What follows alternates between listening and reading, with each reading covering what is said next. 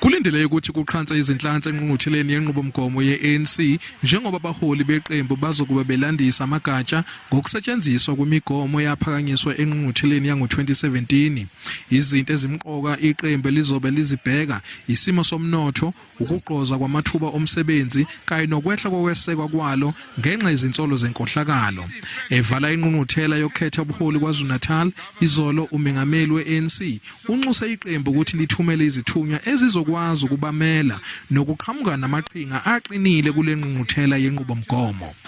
As you send your delegates to the policy conference, arm them with the various arguments and proposals on how we can sharpen our policies, make them more effective. Lo mhlangano wezinsuku ezine uzoba ngenye yezingqungquthela ezimqoka iqembu lizobhekana nazo. Lapha iqembu lizokuba libukeza imigomo eyakhiwa eminyakeni emihlanu edlule futhi lapha kuzobe kulungiselelwa ingqungquthela yokukhetha ubuholi yama-55 ngoZibandlela. Amalungu omfelandawonye weqembu SABC neCosatu athi uma nje kunokuzimisela ngokwezombusazwe iANC izozixazulula izingqinamba ezibhekene nezwe.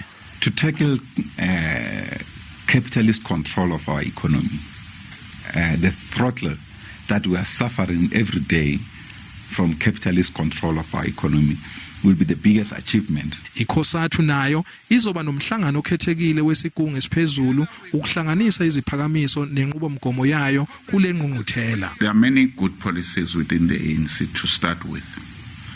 The problem and the challenges is the inability to implement those particular policies that they've adopted. I-SACP neCosatu bobabili bakhala ngokufadalala kwamabhizinisi ombuso yize kube nokukhathazeka okukhulu ngawo okuphakanyiswe emihlanganweni yabo neANC.